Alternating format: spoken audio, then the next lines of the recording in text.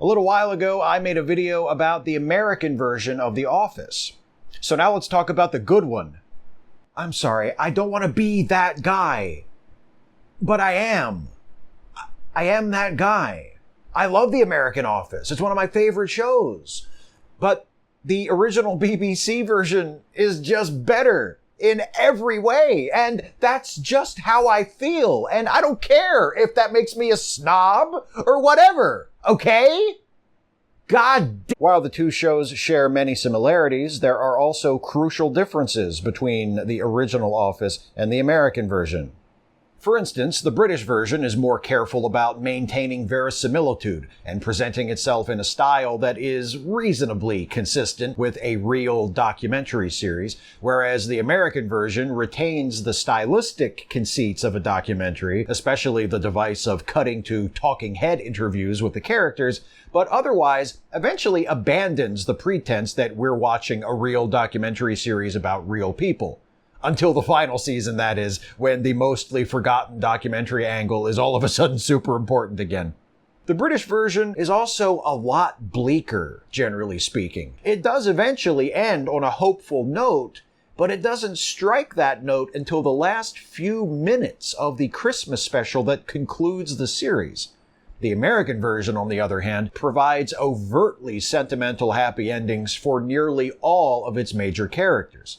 The protagonist of the British version, office manager David Brent, is fired and shown tearfully asking to keep his job at the end of the second series. His American equivalent, Michael Scott, is allowed to leave on his own terms to start a new life with his soulmate.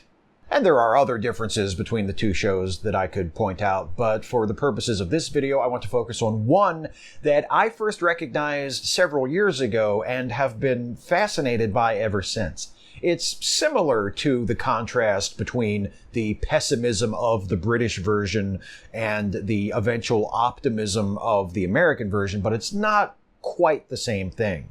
I'm talking about the willingness of the British version to present us with thoroughly unlikable characters, including one character who, to my mind at least, has no redeeming qualities whatsoever. A character who is perhaps the most unlikable character ever created for a sitcom. That would be this guy, Chris Finch, played fearlessly by Ralph Ineson. Finch is a traveling salesman for Wernham Hogg, the paper company depicted in the series. He's also David Brent's best friend. Brent considers the two of them to be a brilliant comedic duo and is either oblivious or indifferent to Finch's constant cruel bullying of everyone around him, Brent included. Finch isn't the only unlikable character on The Office by a long shot. Brent is extremely unappealing for much of the series, crude, arrogant, thin-skinned, attention-starved. Gareth, Brent's right-hand man, is shown to be petty and creepy and predatory. And there's also Lee, Dawn's fiancé, who works in the warehouse, who comes across as a joyless misogynist most of the time. But those characters are also allowed fleeting moments of grace, or are developed in ways that enable us to sympathize with them, at least for a time. Lee is a bastard, and it's obvious from the beginning that he's wrong for Dawn and that their relationship is a trap from which she must escape if she's ever going to be happy. But there are brief flashes of humanity from Lee here and there, moments that suggest he genuinely cares about Dawn, or that he is capable of remorse. Gareth is an irritating ass and also, as previously mentioned, a fucking creep, but he's also constantly mocked and picked on by Tim and Dawn. Sure, he has it coming most of the time, but even so. He also seems genuinely upset when he thinks Brent is leaving to accept a promotion at the end of the first series. Brent is insufferable, but his yearning to be loved, to be thought of by his employees as not just a great boss, but a friend and a mentor, makes it hard to totally hate the guy. And yeah, when he does eventually get fired, he is devastated and begs his bosses to reconsider. He's a human being. An immature, narcissistic, sometimes nasty human being, but a human being nonetheless. And by the end of the series, we're given reason to hope that he's capable of growth and change. None of those things is true for Chris Finch. Finch is a miserable piece of shit through and through. He isn't sympathetic, He isn't humanized to any significant degree. He isn't even funny, which never ceases to impress me. He's like the embodiment of the platonic ideal of unlikability. If the prisoners in the allegory of the cave saw the shadow of an unlikable character on the wall, that shadow would be cast by Chris Finch. Finch is so unlikable that his equivalent on the American series, Todd Packer, is the most unlikable character on that show. But even Packer, as contemptible as he is, has to bow before the irresistible and unrelenting shittiness of Chris Finch. We hear Finch mentioned a few times before we actually meet him. In the show's first episode, we hear his voice as he leaves a sexist message on Brent's answering machine. In the second episode, Finch is implicated in a prank where a photograph with Brent's face photoshopped onto the body of a naked woman is shared throughout the office. In the third episode, Finch finally appears on screen. In his first scene, he mocks Brent viciously while Brent stands by and giggles the entire time. No one else seems to think any of this is the least bit funny, but Brent and Finch believe themselves to be hilarious.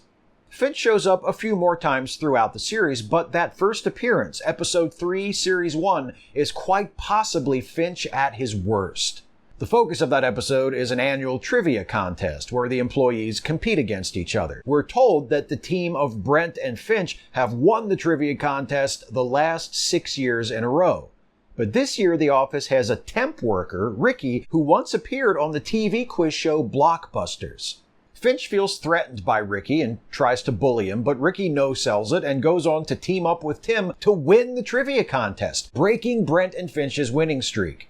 Finch is such a sore loser that he steals Tim's shoes, takes them outside, and throws them over the top of the building in order to win a bet with Ricky and prove, in his mind at least, that he is the better man. If you haven't seen the show, firstly, thanks for watching this far into the video, and secondly, I cannot overemphasize how unfunny and repellent Chris Finch is. He is utterly loathsome, right down to the bone, and there is almost no relief from that when he is on screen. He doesn't make us laugh.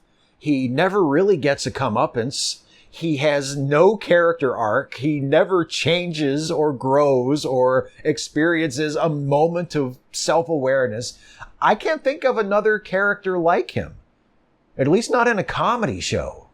Including a character as unpleasant as Finch and presenting him so unflinchingly is a gutsy choice on the part of Ricky Gervais and Stephen Merchant, the creators of The Office. It's also a smart one. Finch is so horrible that we can learn a lot about the other characters in the show just by watching how they react to him. When the show introduces company executive Neil as Brent's new boss in Series 2, he seems like a good guy at first. And that's mostly what Neil is. A good guy who serves as a foil for Brent by being a competent, popular boss who doesn't put up with any of Brent's usual nonsense. But Neil is also a friend of Chris Finch. He even teases Finch about stealing his jokes, to which Finch replies by insisting that he only borrows them. Judging by their brief interaction, Neil gets along with Finch even better than Brent does. And Finch doesn't pick on Neil the way he constantly does with Brent. Now, the main point of this is to serve Brent's character, to underline what a threat Neil is to Brent. Not only is he better at his job than Brent is, he also has a better rapport with Brent's best friend than Brent does. But it also tells us something about Neil. The fact that Neil gets along so well with someone as unapologetically awful as Finch is a bit of a red flag. We might not notice it at first. In fact, I didn't notice it until I'd watched the series a few times, but it's definitely there. Why is Neil such pals with Finch? Maybe he's not such a good guy after all. Neil's friendly interaction with Finch is a setup that isn't paid off until near the end of the Christmas special, and it doesn't pay off for Neil or for Finch. It pays off for Brent. David Brent fancies himself as something of a comic genius, but the fact that he finds Finch to be so funny reinforces what a terrible sense of humor Brent actually has. Brent's tolerance of Finch's cruel behavior also shows us his self-serving hypocrisy. He has no problem with bullying, as long as he's on the right side of it, or he can convince himself it's all harmless banter. But remember I said by the end of the series we have some hope that Brent is capable of changing? Where does that hope come from? It comes from one line Brent delivers to Finch in the final minutes of the Christmas special. After spending much of the two-part special searching for a date to take to the office Christmas party, Brent hits it off with Carol. She's sweet and funny and seems to really like Brent. And he seems to really like her. After Carol exits the party, Brent walks up to Finch and Neil and makes some small talk. Then Neil says to Brent, "You didn't bring your dog tonight?" Oh yeah, Brent has a dog, and earlier in the episode he got in trouble with Neil for bringing the dog into the office. So that's what that's all about. And Finch says, "Did you not see his dog? She just left." And instead of giggling or taking Finch's mean-spirited joke in stride, Brent turns on him and says, "Chris, why don't you fuck off?" It's a thrilling, cathartic moment, made all the more satisfying by how sympathetic Brent has become by this point. The Christmas special does a great deal of work getting us to not only laugh at Brent, but to like him. The special finds him not only looking for love, but down on his luck. He's lost his job as the manager of the office, he's reduced to making a living as a traveling salesman and trying to cash in on his minor and rapidly waning celebrity. He goes on a series of blind dates where he behaves terribly. He lashes out at a woman he blames for ruining one of his celebrity appearances. It wasn't her fault, of course, it was his. And, as I mentioned already, he is banned from visiting his former employees at the office after bringing his dog with him. He's still an oblivious jerk for most of the episode, and it's funny because Brent as a clueless doofus with a chronic case of foot and mouth disease is hilarious, but we also start to sympathize with him, to root for him, and we're not simply rooting for him to succeed, we're rooting for him to be a better person. When he tells Chris Finch to fuck off, he's showing us that he has that potential. He can grow. He can be better.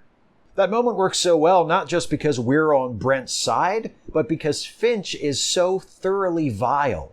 He is, as Ricky Gervais says in the director's commentary for that episode, the sort of person Brent should never have been friends with in the first place. So when Brent finally stands up to him, it plays as a major turning point. It might sound strange, but Chris Finch is one of my favorite characters on the show. I don't like him, but I admire him as a work. I admire the craft that went into creating him. I admire the courage it took to create him. Not just because he's an unfunny character in a very funny show, but because of all the characters in The Office, Finch is the most uncomfortably real. The world is sadly filled with Chris Finches. Over the last decade or so, quite a few of them have started YouTube channels. Some have run for office and gotten elected. God help us. They're the sort of viscerally off-putting people who think their willingness to laugh at someone they've just shoved into the mud makes them a comedian. Small-minded, mean, vindictive, ignorant, overflowing with unwarranted self-regard. I dare say many of us know a Chris Finch, or two, or three in real life. And we can vouch for the fact that the artists who created him got him just right. Ricky Gervais, Stephen Merchant, and Ralph Ineson brought to life in Chris Finch a singular character, and they placed this deeply unpleasant and unfunny man in one of the funniest comedies ever made. He's a representation of some of the worst qualities of humanity. He's a reminder to writers that just because you're writing something funny, that doesn't mean every single character in it has to be funny. He's one of a kind. On TV, anyway. Jesus, wouldn't it be nice if there were only one of them in the real world, too? Just give me a second and let me imagine what that would be like.